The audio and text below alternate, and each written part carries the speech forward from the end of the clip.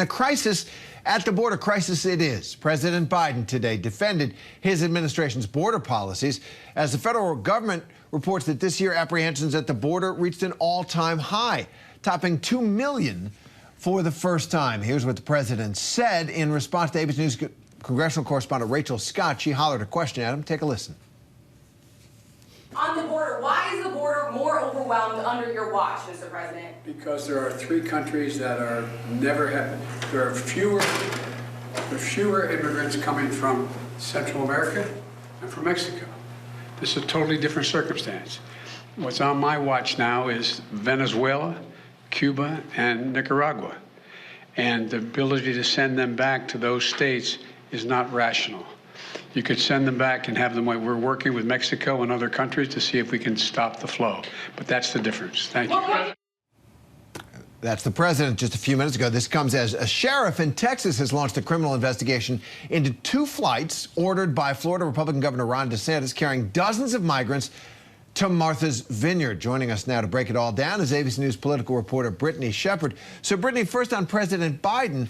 Rachel asked him, why is the border at such a level of crisis on your watch? And he said, well, really, it's 3 different countries, Cuba, Venezuela, and Nicaragua, where conditions are very bad, which is driving people to the border. But that kind of evades the question. He's still responsible for the border.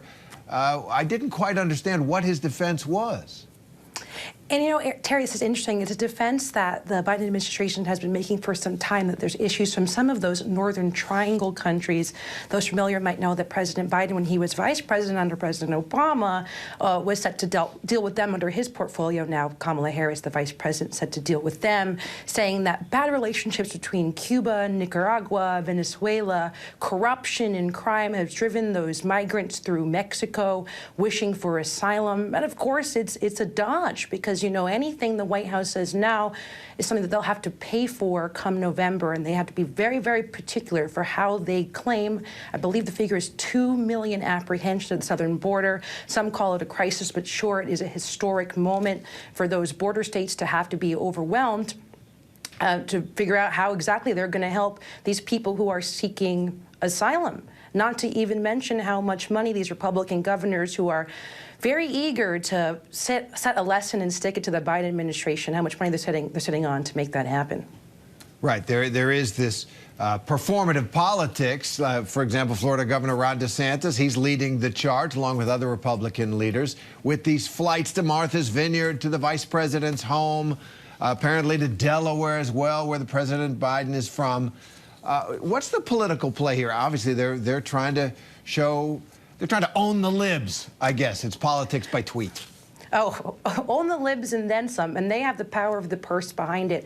Ron DeSantis is sitting on $12 million, money that he was able to get from his state's budget, something that he said that he's willing to spend all of it and then some, cutting checks not for him, but for other Republican governors like Doug Ducey of Arizona and Greg Abbott of Texas. I was just in Wyoming a few weeks ago covering Liz Cheney, the most Republican of Republican states here in the U.S., and still, I didn't hear immigration come up word one. A lot of it was motivations about abortion, about guns, and of course about democracy and January 6th, which leaves Republicans writ large kind of feeling like they're dancing on the back foot, unable to hit Biden, maybe on inflation, unable to deal with a lot of the blowback that's coming from abortion being struck down nationally to the states. Angry, passionate Democrats and independents who feel like maybe they can change the course of this so-called red wave we've been hearing about for the past couple of months. And so it leaves Republicans wondering, how can they posture for 50 days out to try to get folks, especially those independent voters, right back on their side? And it might be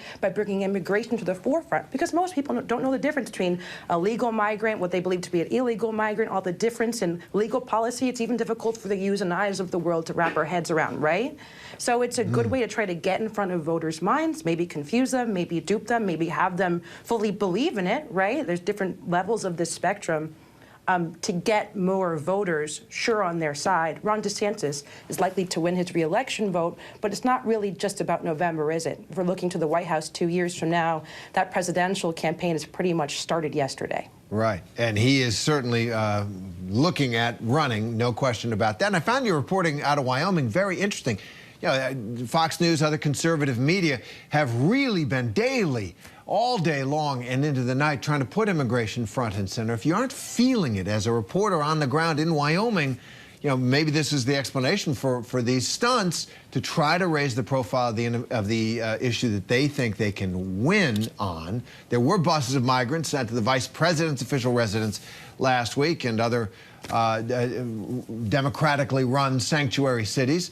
So is this going to work? I mean, my feeling has always been people are very smart about their own interests. And if you didn't hear it from Republicans in Wyoming, I'm not sure that this kind of performance is going to put it on the agenda. What do you think? I mean, you can certainly blow back in their faces. I think time will tell. There is a certain worry about crime that I'm hearing, and some of the sanctuary cities include New York City, where, of course, overwhelmingly Democratic place, but also a city that's dealing with its own issues about crime and homelessness.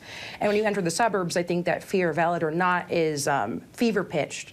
And I wonder if trying to bus migrants to places like D.C., and different parts of California, Massachusetts, New York, will take those who are vulnerable and kind of blow up the fears they have in order to make that stick. Fear is a very powerful motivator both to the polls and between people and their own families.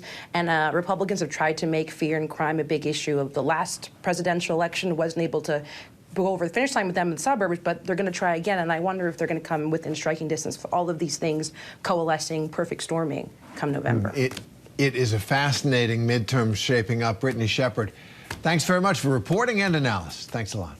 Anytime. Hi, everyone. George Stephanopoulos here. Thanks for checking out the ABC News YouTube channel. If you'd like to get more videos, show highlights, and watch live event coverage, click on the right over here to subscribe to our channel. And don't forget to download the ABC News app for breaking news alerts. Thanks for watching.